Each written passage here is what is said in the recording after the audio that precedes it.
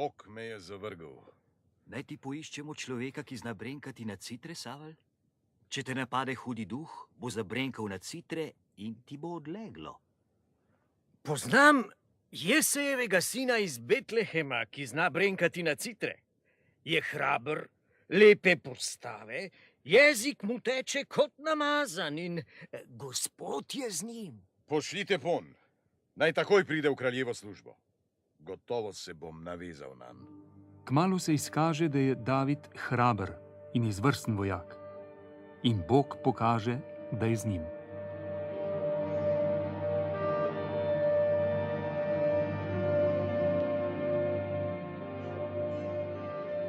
Nasproti si stojita vojski Filistejcev in Izraelcev. Tedaj stopi iz tabora Filistejcev velikan, Goljat po imenu. Na glavi ima svetlo čelado, na telesu težak oklep, noge mu pokrivajo železne golenice. Oborožen je z mečem, s kopjem in sulico. Vsako jutro in vsak večer zasmehuje Izraelce. Pošljite name moža, da se spoprimeva. Ako me premaga in ubije, bomo vaši sužnji. Ako pa ga jaz premagam in ubijem, boste vi naši sužnji. Kralj Savel, pojdem in se spoprimem z njim. David, nihče v izraelskih vrstah si ne upa spoprijeti se z Goljatom. Tudi jaz se bojim. Ne moreš se bojevati s tem Filistejcem.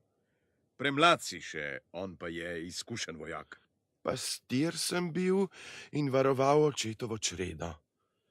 Če se je pritihotapil lev ali medved in je odvlekel ovca iz črede, sem hitel za njim, ga mahnil in mu iz gobca iztrgal jagnje. In če ni izpustil, sem ga ubil. Ta Filistejec jo bo prav tako izkupil. Pojdi, David, in Gospod naj bo s teboj.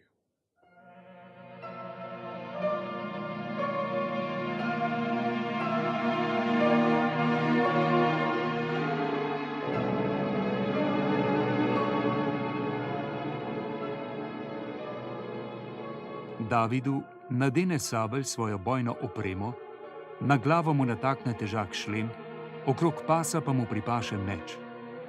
David poskuša v tej opravi hoditi, pa ne more, ker ni navajen.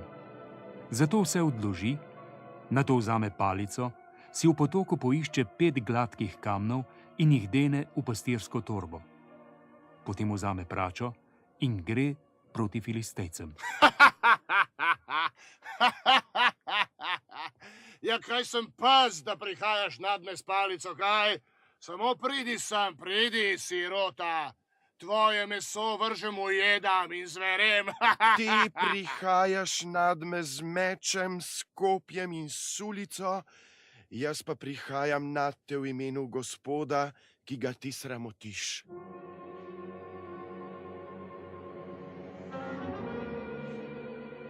Ko se Goljat približa Davidu, vzame David kamen iz torbe, ga dene v pračo in zadene velikana v čelo. Goljat telebne po tleh, kakor je dolg in širok. Potem pohiti David k njemu, mu vzame meč in mu odseka glavo.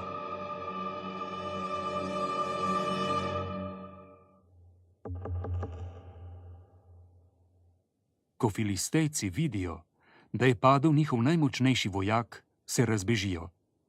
Izraelski možje zaženejo strašen bojni krik in zasledujejo sovražnika prav v njegovo deželo.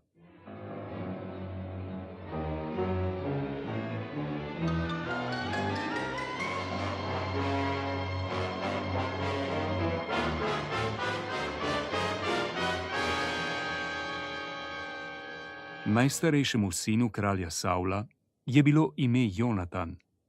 Bil je med najhrabrejšimi poveljniki svojega očeta. Jonatan je sklenil z Davidom prisrčno prijateljstvo, saj ga je imel rad kakor samega sebe. Podaril mu je svojo najlepšo obleko, oklep in orožje. Davida so imeli vsi ljudje radi. Po zmagoviti bitki s Filistejci so prišle množice iz vseh izraelskih mest z bobni in cimbalami. Množice so prepevale in plesale, njihove pesmi so bolj slavile Davida kakor kralja, zato se je Savel jezil. Davidu je zavidal, in bil nanj močno ljubosumen.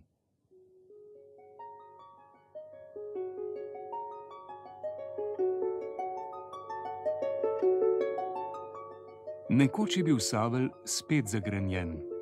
David je pred njim igral na harfo. Nenadoma Savel vzdigne sulico in hoče Davida pribosti k steni. David pa se mu dvakrat umakne. Od takrat se je Savel bal Davida, ker je bil Gospod z njim. Pošiljal ga je v nevarne spopade s Filistejci, ker je upal, da se ga bo tako znebil. David pa je imel vedno uspeh in je postal slaven. David, moj oče Savel te hoče spraviti s poti, ubiti te namerava. Bodi previden, umakni se na varno in se skri. Pogovoril se bom z njim. Kaj hočeš, Jonatan? Zavzel bi se rad za prijatelja Davida. Spomni se, oče, kaj vse je storil David z božjo pomočjo zate in za izraelsko ljudstvo. Moj kralj, ne pregreši se zoper svojega služabnika Davida. Zakaj bi se pregrešil nad nedolžnim človekom in ga umoril?